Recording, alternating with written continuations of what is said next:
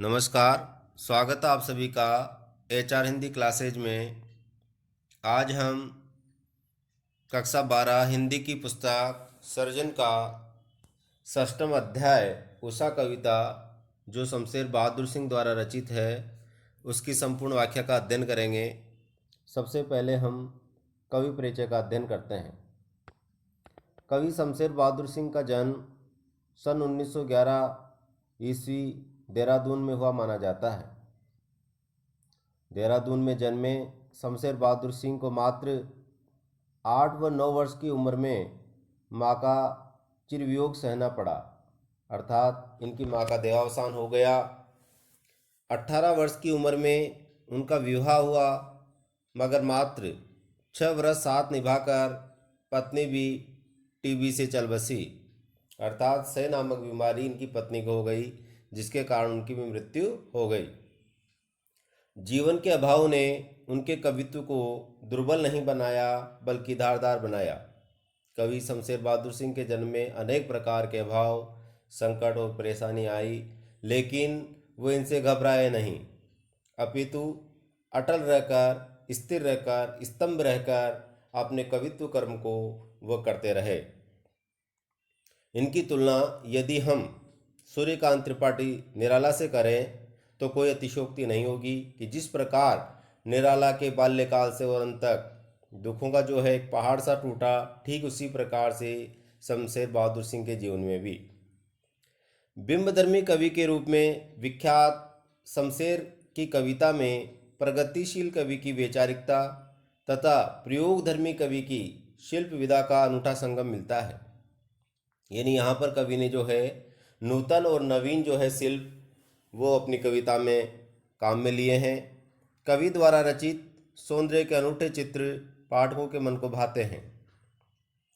उनकी प्रमुख जो रचनाएं हैं, कुछ कविताएं, कुछ और कविताएं, चूका भी नहीं हूँ मैं, इतने पास अपने बात बोलेगी तथा काल तुझसे होड़ है मेरी। उन्होंने उर्दू हिंदी कोश का संपादन भी किया। शमशेर बहादुर सिंह को हिंदू और उर्दू दोनों का दोआब कवि कहा जाता है। इनकी मृत्यु सन 1993 ईस्वी में हुई मानी जाती है। प्रस्तुत जो कविता है उषा, भोर के समय होने वाले सूर्योदय का अनूठा शब्द चित्र है। सूर्योदय के दृश्यों को मनोहारी घरेलू बिंबों में बदलकर कवि ने प्रभावी ढंग से प्रस्तुत किया है। ये बिंब हमें गांव की मोहक भोर एवं जीवंत परिवेश का साक्षी बनाते हैं। भाषा, बिंब और लय तीनों का मणिकांचन सहयोग इस कविता में मिलता है। कवि प्रातःकालीन सूर्योदय का मुख्य दृष्टा मात्र न बनकर भोर के जीवंत परिवेश को जीवन के चिर परिचित बिंबों में अभिव्यक्त कर सृष्टा के रूप का एहसास कराता है। राख से लिपा हुआ चौका, बहुत काली सील, सलेट या लालखड़िया चाक, ये हमारे सामान्य घरेलू परिवार के बिंब है, लेकिन इनमें अनूठा सौंदर्य भी है। अर्थात इन छोटे छोटे बिंबों के माध्यम से उन्होंने अपनी कविता को बहुत ही मनोहारी बनाने का प्रयत्न किया है। प्रातः नभ था बहुत नीला शंख जैसे, भोर का नभ। कवि शमशेर बहादुर सिंह प्रातःकालीन वातावरण का चित्रण करते हुए कहते हैं कि प्रातःकालीन जो आकाश था, नभ था, आकाश था, बहुत नीला शंख जैसे, अर्थात प्रातःकालीन जो आकाश है वह गहरे नीले शंख के समान प्रतीत हो रहा था। भोर का नभ अर्थात सूर्य उदय से पहले का जो आकाश है वह नीले गहरे शंख के समान लग रहा था, जो बड़ा ही निर्मल और मनोरम बन गया था। अभी राख से लिपा हुआ चौका, आगे कवि कहते हैं कि राख से लिपा हुआ चौका, वो प्रातःकालीन आकाश जो है उस आकाश में नमी है और वो थोड़ा थोड़ा जो है अर्ध अर्थात मटमैले रंग का दिखाई दे रहा है। राख से लिपा हुआ चौका भी गीला पड़ा है, अर्थात ऐसा प्रतीत हो रहा है कि मानो मिट्टी से लिपा हुआ कोई घर का आंगन हो। बोर का जो नभ है वह ऐसा प्रतीत हो रहा है जैसे मिट्टी से लिपा हुआ कोई आंगन है जो अभी गीला पड़ा है, अर्थात वो सूखा नहीं है। और सूखा नहीं है इसलिए जो है वो मटमैला है। बहुत काली सील जरा से लाल केसर जैसे धुल गई हो।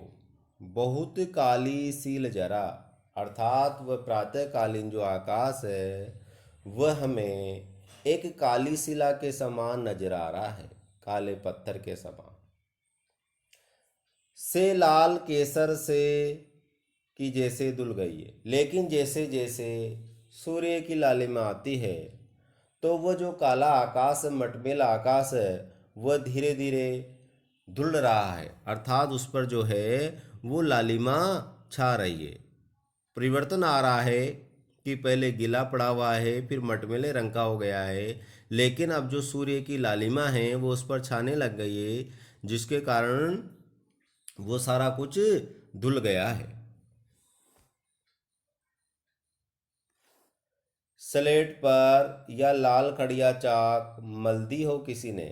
कवि वर्णन करते हुए कहते हैं कि ऐसा प्रतीत होता है कि मानो किसी ने आकर के उस स्लेट पर, अर्थात उस मटमैले आकाश पर किसी ने आकर लाल खड़िया चाक मल दी हो, अर्थात लाल चौक चला दिया है। अर्थात सारा का सारा जो आकाश है अब वो जो है लालिमा में तब्दील हो गया है। अतः कवि के द्वारा ये बहुत ही जो है अनूठे उपमान काम में लिए हैं। कहने का तात्पर्य है कि धीरे धीरे इस प्रकार आकाश में जो परिवर्तन होता है वह हमारे मन को जो है बहुत ही भाता है। नील जल में या किसी की गोर झिलमिल देह जैसे हिल रही हो। यानी यहाँ पर कवि सूर्योदय से पहले जो आकाश में विभिन्न प्रकार के परिवर्तन हुए, जो विभिन्न प्रकार के बदलाव हुए, उसी का मनोहारी जो वर्णन है वो करते हैं। उसका चित्रण करते हुए कहते हैं कि प्रातःकालीन आकाश में जो सूर्य की चमकती हुई आभा है वो आभा कैसे प्रतीत होती है, उसी को समझाने का प्रयत्न किया है। नील जल में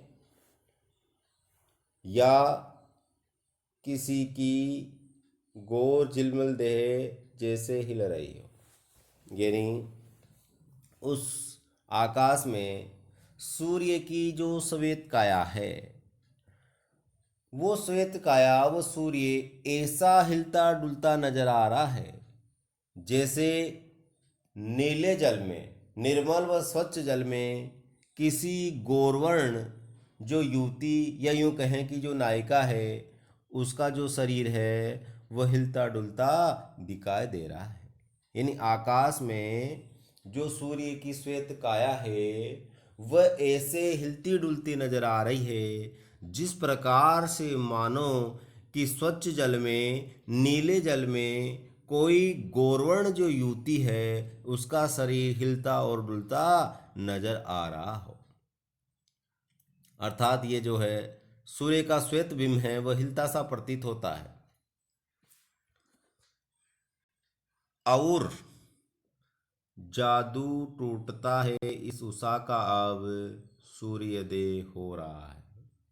कवि कहते हैं कि अब ये जो उषा का जो समय है, उषा का जो आकर्षण है वो आकर्षण अब धीरे धीरे समाप्त हो रहा है। जादू टूटता है, आकर्षण समाप्त हो रहा है। क्यों? सूर्योदय हो रहा है, अर्थात सूर्य उदय हो रहा है और धीरे धीरे जो है वो परिवर्तन नजर आ रहा है। अर्थात प्रातःकालीन जो सुरम्य वातावरण है वह सुरम्य वातावरण धीरे धीरे जो है समाप्त होने जा रहा है, विलुप्त होने जा रहा है।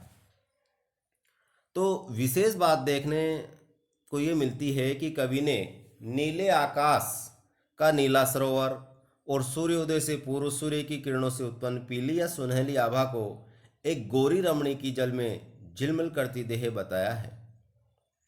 और लग रहा है कि सूर्योदय के समय भी पीली ज्योति रूपी सुंदरी नीले आकाश रूपी जल में स्नान कर रही है।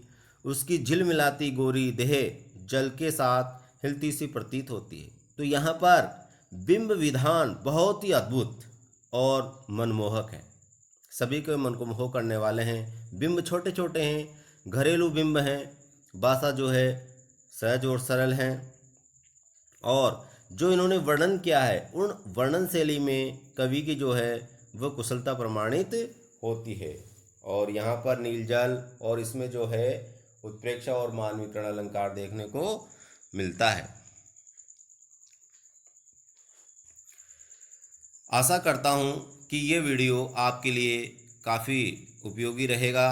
ये वीडियो केवल बोर्ड कक्षाओं के लिए ही नहीं अपितु प्रतियोगी परीक्षाओं के लिए भी उतना ही महत्वपूर्ण है। वीडियो अच्छा लगे तो इसे लाइक और शेयर करना न भूलें तथा आप हमारे चैनल को सब्सक्राइब कर लें ताकि इसी प्रकार के वीडियो सबसे पहले आपको प्राप्त हों। जय हिंद, जय भारत।